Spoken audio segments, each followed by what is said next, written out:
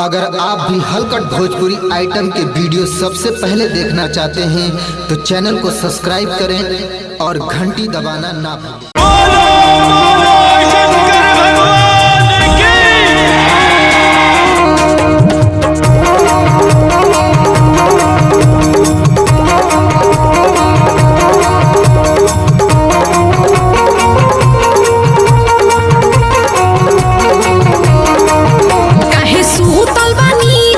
भोले दानी काहे सुतल बानी जागी भोले दानी भीड़ लागे लगल देखी कमरिया सभे आवे लगल भोरे भोरे जलवा चढ़ावे लगल देखी कमरिया सभे आवे लगल भोरे भोरे जलवा चढ़ावे लगल।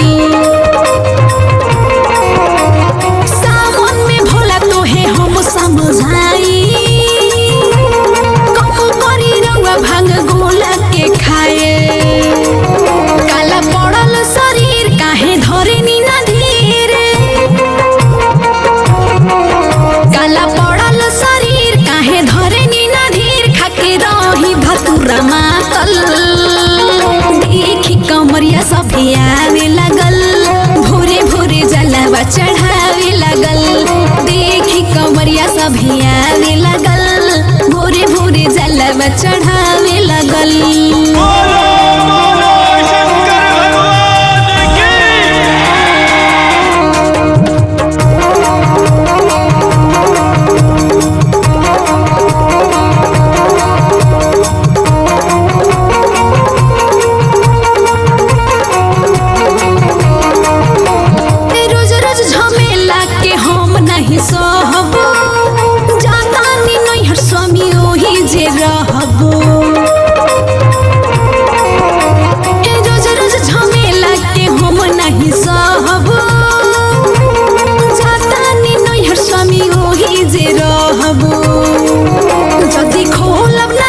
चली जाइब हम आज